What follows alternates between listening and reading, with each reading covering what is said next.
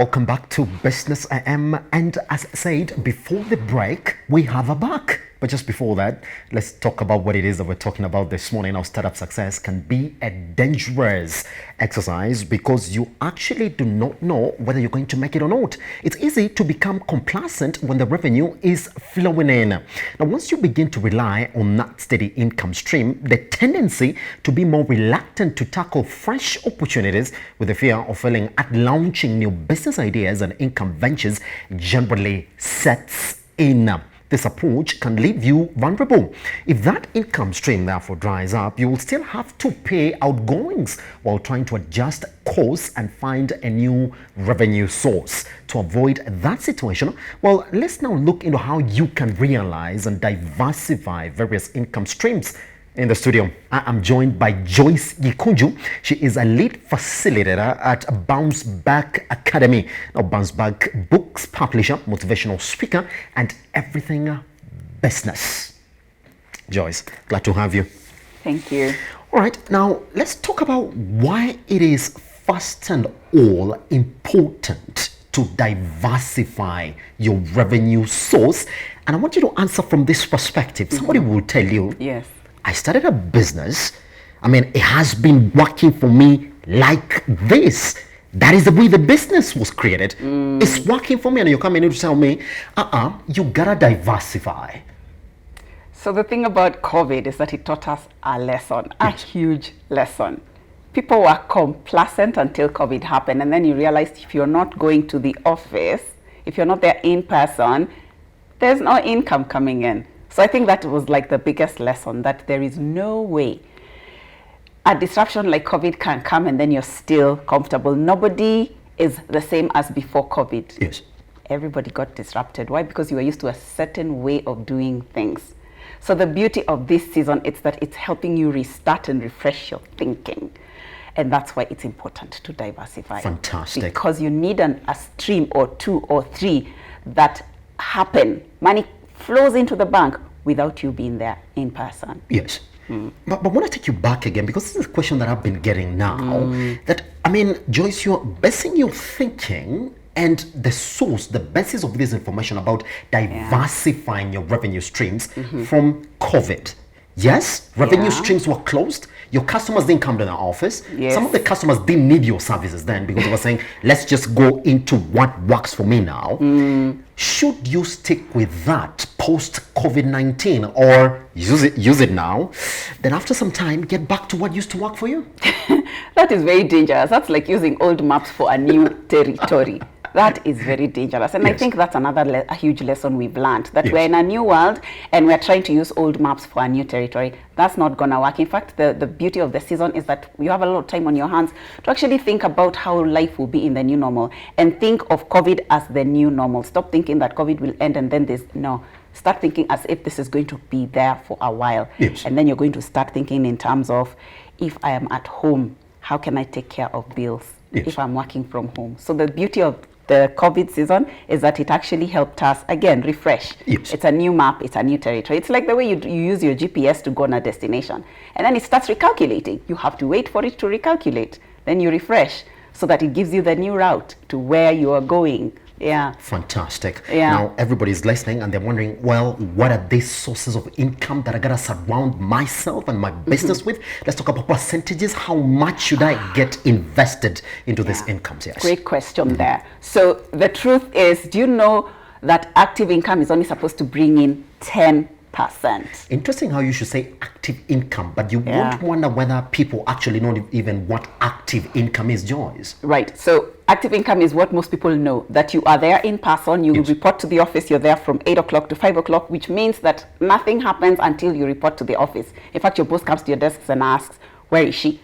That means that your presence is required. And then the other thing about active income, you're there the whole day. So by the end of the day, you're maxed out. That is active. It is draining your energy. And yet, it's not supposed to do that. You're only supposed to have used 10%. The incomes from active income are only supposed to be 10%. 10%. So you've drained yourself. You are not even in a position to think about where the other 90% will come to, and the day is over. So what are you saying, Joyce? I mean, if active income that is supposed to take majority of the time only contributes 10%, what are you trying to say there? Are we supposed to close ourselves to active income? Are we supposed to run away from active income? Formal employment is now what I like to call traditional employment. Traditional employment. Because it's not working in terms of providing enough incomes. And obviously you can see that on its own is not sufficient. And on its own you can see how easily disrupted it is.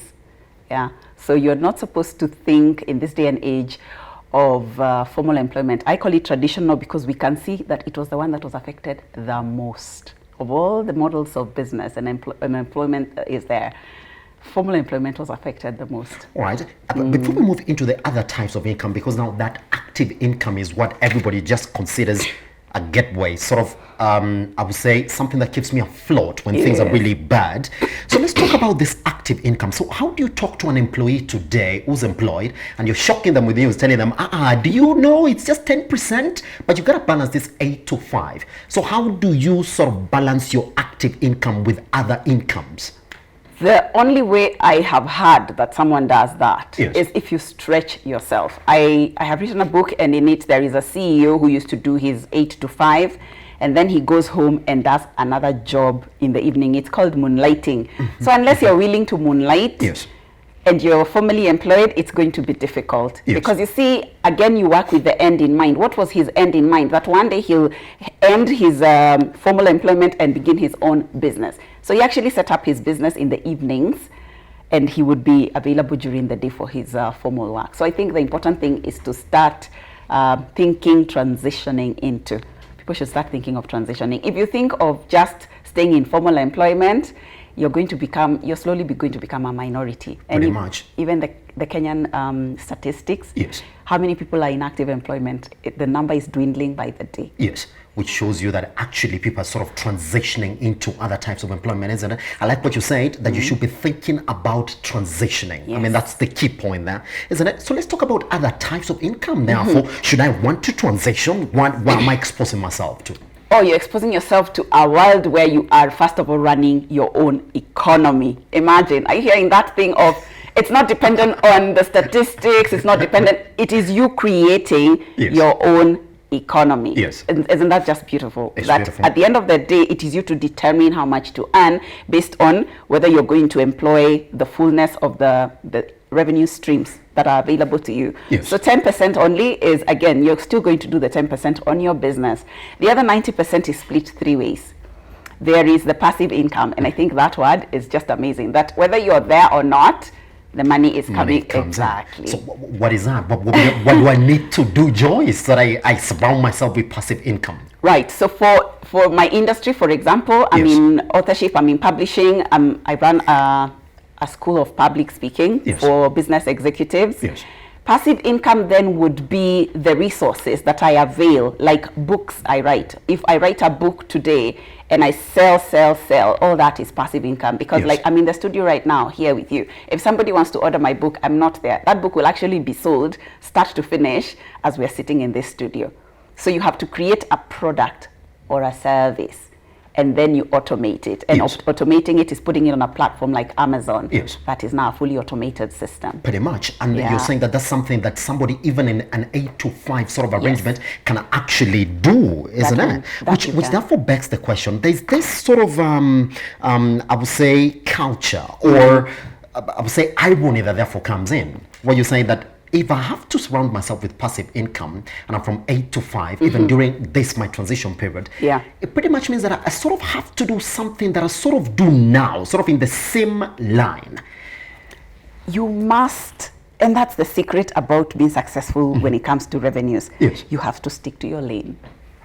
You have to stick to your lane, and then from there you diversify out of that lane. I see. So if you're in publishing, think publishing and how you can make revenues around that area. Yes. If you're in media, again, stick to that lane and then branch out from there. Yes. That's the secret of being successful. Yes, which comes into another question. Is my employer going to see me as a competitor? It depends on what it is you're doing. If, for example, you're a consultant, Yes. I don't see how you're a competitor. I see. Yeah, I don't see how you're a competitor in Yes. that case. Because Yes. remember, that is your niche. Yeah, so you're not setting up a studio. Yeah, Pretty much, You're isn't it? doing advisory. Yes. Yeah, you're being a consultant for the industry. So I don't see how that is competition. Yes. Yeah. Somebody is going to also ask you this question about this passive income there for my small business. If I have a business, how do I also start to figure passive income for my small enterprise? So if you have a small enterprise, again, think of what your core business is. If your core business, for example, again, is you're an author and you want to do passive income, there are many other things that you can do. Not just writing a book or creating a product. You can also create a service. So remember, you're diversifying. So here is the core business. You do a revenue stream for a service. You do a revenue stream for product. Yes. And then you diversify on each. For example, I'm a coach. I coach public speaking. I actually can do an e-course. And again, place it on our platform. The whole process is automated. I see now. Yeah. Isn't So it? that is now with regard to passive income. Can we now move to, for example, another sort? Great. Fantastic. So, and Yes. then now there's something like recurring income. In fact, that one I should leave it last Yes. because it's the most amazing one.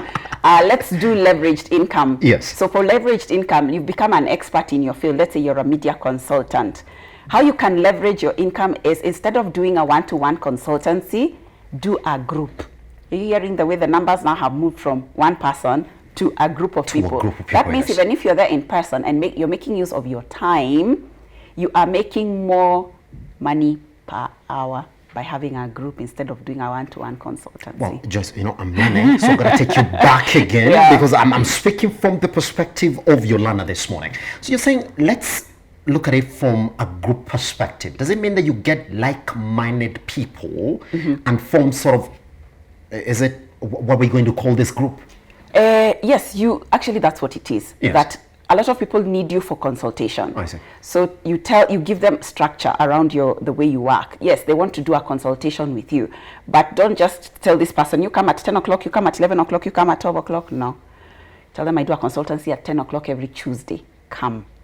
So you see, everybody who needs your consultation comes in at the same time. So you do a group consultation. Now that's leveraging your income. I see now. Instead of wearing yourself out doing one person each. No, you put them in a group. Yes. That's now leveraged income. That's leveraged income, because isn't it's it? income per person times the number of Times people. the number of people that you're actually going to help or consult with at that Consult point, with at isn't that it? point, Ah, yes. fantastic. All right, Joyce, I gotta move to the last one, recurring income. Oh, that's the most amazing one. And Yes. when you think of recurring income, the people who are doing this sort of revenue stream are not really feeling the effects of COVID like other people. Why? Because again, it's an automated system. That's number one. And then number two, it's automatic every month. It's like the way you get a bill every month that your Wi-Fi is due. So you pay for Wi-Fi every month. You pay for your website hosting every month. TV streaming every month. In fact, if anything, I think Netflix are making a lot of money right Make now. a lot of money, whether you watch it or not, isn't it? Exactly, because you pay for it every single month. And that is why even setup can even be free, because they know after that, every month, like There's something that is clockwork. coming out, isn't it? That's the most amazing form Yes. of revenue stream that you can have around your business. Yes. And you should remember that the reason why people become wealthy and have time on their hands is because they create a recurring income stream, because it is continuous. I see. And that's the stuff that millionaires and billionaires are made of. That you can see that they have time, Yes. and they also have the money because it's flowing in. It's Yes. been automated. Yes.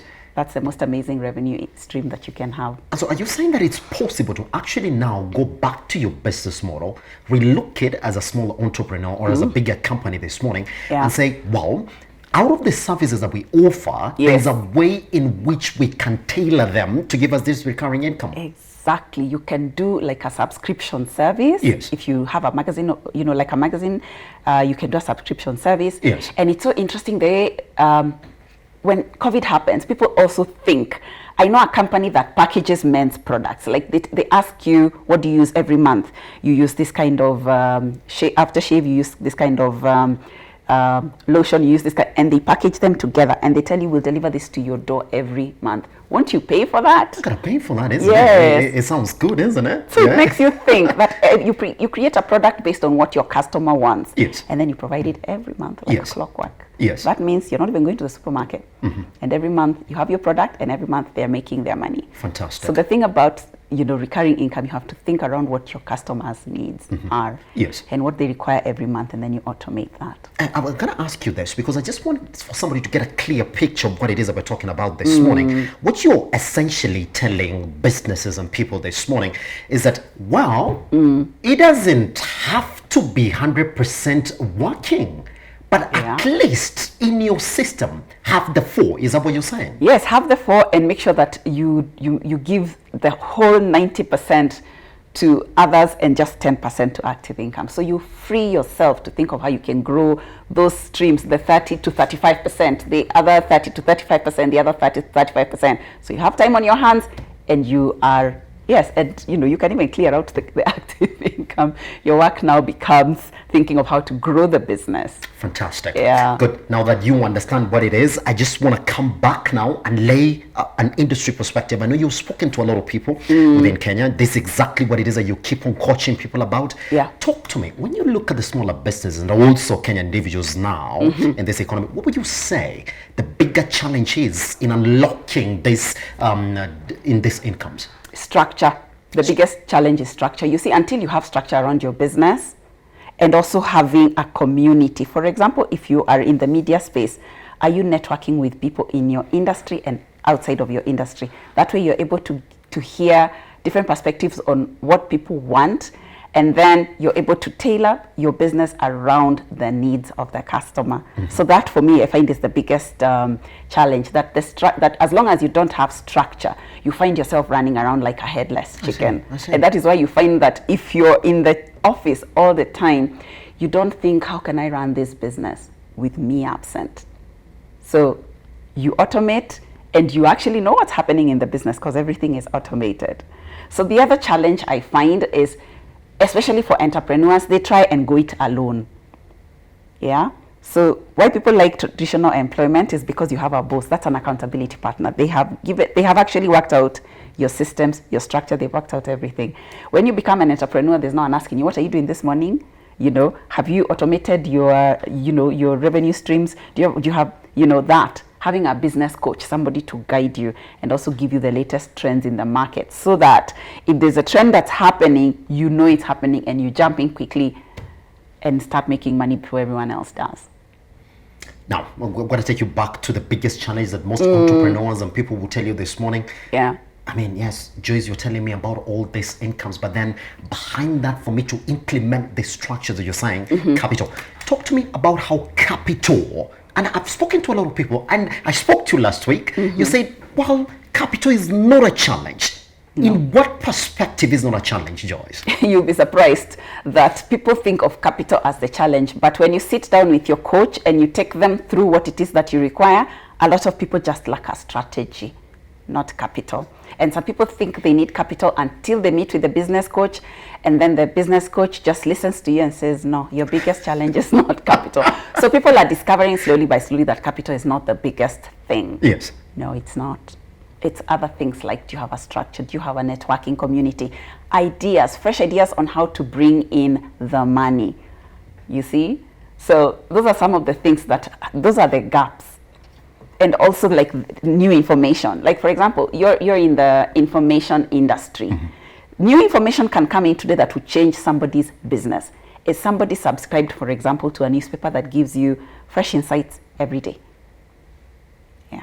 Fantastic. Since we're talking about information, somebody would want to take this course with you, just sort of trying to understand how to diversify their revenue streams. How much is going to take a business to go through this bounce back? And how long would it take an individual to go through this to just understand how to diversify your revenue streams? Our courses take at least 6 weeks. We see you once a week, and we run for 6 weeks. Yes. 2 hours every week. Fantastic. Joyce, thank you very much for joining us this morning. Are we done? Yes, we are. Okay, thank you. Pretty much. Thank you very much for coming by. Now they do know exactly what to do when it comes to diversifying their revenue streams. How can they get you? So we are based at the Sandbox, which is in Kilimani area, which is on the ground floor. It's a village for entrepreneurs, by the way. Yes. I like to think of it like that. It's Yes. A one-stop shop for all your entrepreneurial problems. So that's where we're based in the Kilimani area. Fantastic. Yes. Any book that you have done that sort of touches on this area? Oh yes, I have done a book. It's called Bouncing Back and Thriving, because I'm a repeat entrepreneur. So Yes. I tell other entrepreneurs, don't go the wrong direction. This is the path. And I have interviewed nine African titans. So the idea for the book is called Bouncing Back and Thriving: Titan Secrets to Rising, Thriving, and Staying on Top of Your Game. And all these nuggets are in the book. Fantastic. Yeah, Now they don't know how can they get it as well. So again, you can get it on nuria.com. Yes. And you just type Nuria and you call them and they deliver the book to your home. Fantastic. Yeah. Oh, now you do know exactly what it means. And I do know that you have all those questions for her as well. You do know what to do. 2146 right here in the studio at Metropole TVKE across all your social media platforms.